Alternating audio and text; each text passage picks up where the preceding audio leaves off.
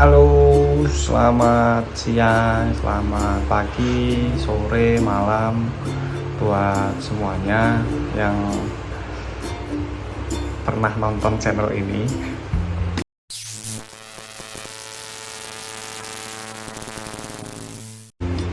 Ya, jadi kita udah lama banget gak upload ya.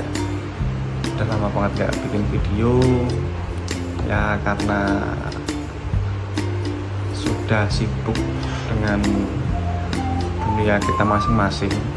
Dulu mungkin kan kuliah jadi lebih free, lebih banyak waktu senggang. Sekarang tuh udah pada kerja, udah banyak punya istri, udah pada hamil istrinya, jadi ya seperti itulah kehidupan. Jadi kita coba mau bikin video lagi, video yang enteng-enteng aja, karena saya di sini merantau. Saya ini di Karawang, saya merantau. Ya, kita mengisi waktu senggang di kos lah ya buat video, dan nantinya akan saya sering upload di channel ini seperti itu. Mungkin videonya akan berkesinambungan dengan video-video lama. Kita akan tetap di jalur otomotif karena saya adalah praktisi otomotif, bisa dibilang seperti itulah ya. Jadi sedikit banyak paham lah terkait dengan produksi suatu produk otomotif. Di sini adalah motor, saya sedikit banyak paham lah ya. Jadi nanti kita bisa beri reaksi atau beri tanggapan terkait dengan postingan-postingan warga-warga Facebook ini yang unik-unik sebenarnya. Oke, kita langsung mulai aja ya. Kita ini mulai di Hujat Otomotif Indonesia Official. Oh, ini yang official ini ya. Kita coba scroll apa yang ada di sini. Waduh, awal langsung ketemu seperti ini. AHM gini amat dah, Genio 2020. Motor datang tadi pagi, keluhan tulang patah, pengen disambung biar kuat. Jadi mungkin dia ini adalah Mas siapa ini, Mas Rai Adrian, ini adalah tukang las mungkin ya. Jadi dia diminta buat nyambung rangka dari Honda Genio keluaran 2020, hitungannya masih muda, masih baru. Ini keadaannya seperti ini. Jadi perlu dipahami ya, untuk karat di rangka keropos seperti ini itu karena air. Jadi musuhnya besi itu air. Untuk silikat, jadi kan kemarin ada beberapa orang itu bilangnya itu karena silikat. Jadi silikat itu bukan penyebab karatnya. Silikat itu sebenarnya kayak terak yang kalau kita melakukan pengelasan itu ada terak, ada pelindung dari las tersebut. Itu sebenarnya dia malah tahan karat, dia yang melindungi las-lasan itu, pengelasan itu. Jadi kalau kalian yang nonton video ini ada silikat di semua motor lah, di Yamaha, Suzuki, Honda itu semua pasti ada di frame-nya itu silikat itu digosok aja itu dia nggak akan meninggalkan bekas. Jadi video AHM yang sebelumnya itu yang demo terkait dengan silikat itu sebenarnya benar, itu dia efek dari pengerjaan las, dia aman kok, itu dia aman, semua pabrikan pasti begitu. Karena ada standar dari pabrikan yang mengatur kalau silikat itu sebenarnya tidak apa-apa seperti itu, dia tidak akan tumbuh karat di situ. Cuman memang cat tidak bisa nempel di silikat itu, dia nggak bisa nempel. Kalau kasusnya ini mungkin karena di laut, satu di laut, dua itu karena ada genangan air di situ, ada genangan air. Jadi saya kurang paham ya, ini desainnya gimana, apakah ada, kan kalau rangka S1 setahu saya ini dia plat gini bentuknya, dia lembaran, terus dia disatukan, di bending, di forming lah, di forming itu jadi satu. Jadi gimana ya, ada kertas gak ya, ada kertas. Jadilah gini, dia plat lembaran terus dibentuk gini, jadi dia ketemunya di sini, terus di sini dilas gitu. Mungkin lasnya nggak rapat atau air bisa masuk, jadi air itu menggenang di dalamnya situ. Apalagi katanya kan ini, saya belum pernah ukur langsung sih, cuman katanya rangkanya ini tipis ukurannya, jadi plat ya gimana lah, tipis, jadi mengkarat di dalamnya ini. Beda dengan Yamaha ataupun Suzuki yang dia pejal, bukan pejal, apa ya, hulu, bisa dibilang ini hulu, terus dia jadi satu. Las-lasanya tuh di pojok-pojok, antara ketemu ini gelas gitu.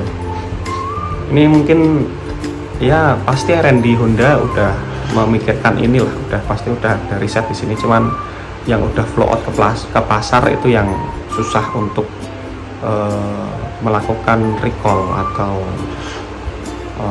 perbaikan itu sebenarnya. Kalau recall bisa triliunan, itu miliaran, ratusan miliar itu. Kita tahu sendiri Honda kan produknya banyak terjual ya, yang paling banyak terjual itu ya. Kita lihat komennya, komen-komennya.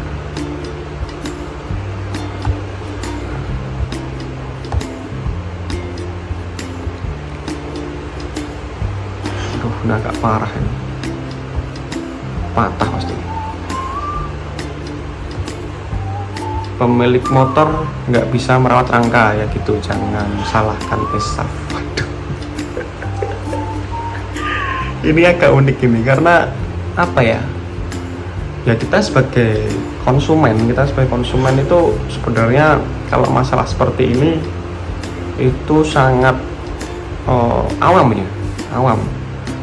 Kenapa awam? Karena rangka itu kan di dalam bodi. Apalagi kita orang-orang yang pengen beli motor cuma dipakai gitu kan, kayak ibu-ibu, mbak-mbak gitu kan, mereka nggak concern. Untuk kita aja yang laki-laki itu kalau rangka sampai di dalam itu jarang lah, mau buka, mau nge-steam sampai dalam itu jarang. Jadi saya juga baru tahu perawatan rangka itu baru waktu ada kasus ESAF ini. Merawat rangka itu agak tricky.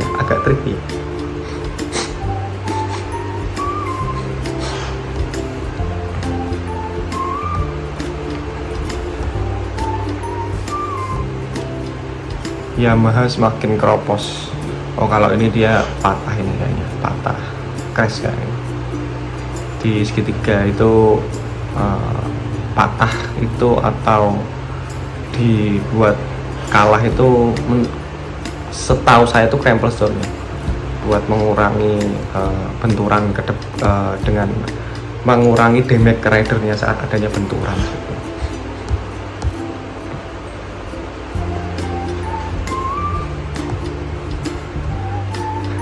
Ikan semua ini.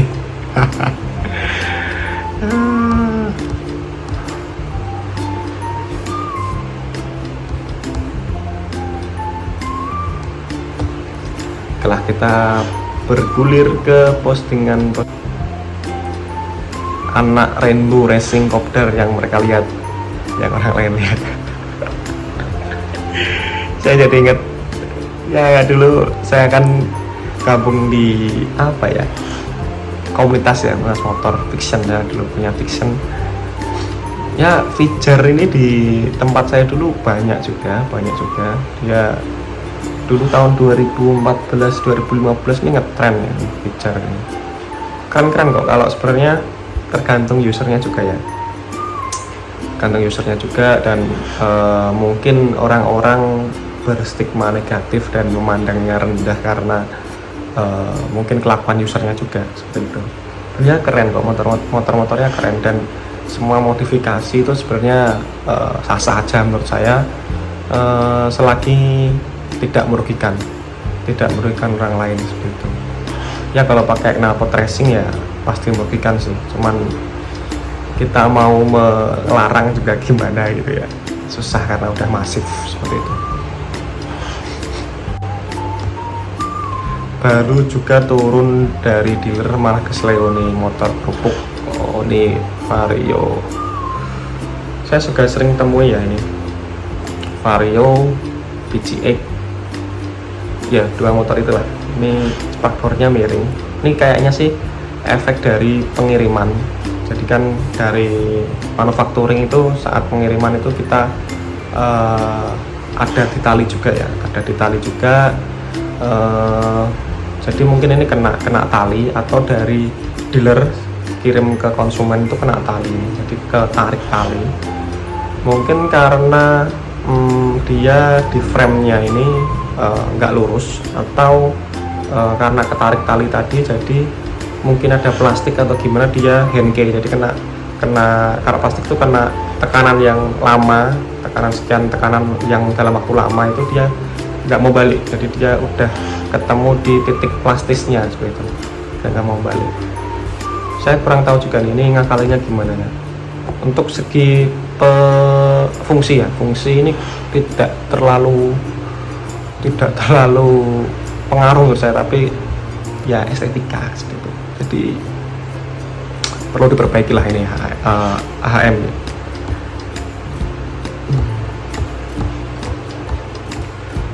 Oke, selanjutnya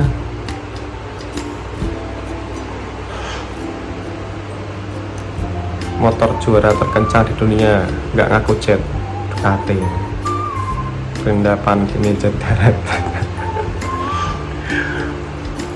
jujur RX ini peminatnya banyak, yang sangat mengidolakan RX ini banyak, karena memang pada zamannya ini benar-benar motor yang sangat diidam-idamkan. Untuk sekarang sih, untuk saya pribadi ya, saya juga kurang suka sih sama motor ini. Selain bentuknya yang menurut saya kurang, juga berisik. Jadi berisiknya RX sama Ninja 2 tak itu beda. Ninja 2 tak itu masih ada sayu-sayu apa ya, merdunya gitu. Tapi kalau RX, aduh, apalagi kalau usernya itu benar-benar yang pingin banget di notice orang gitu. Jadi suaranya tuh benar-benar, waduh, bising banget di telinga. Dan naiknya kan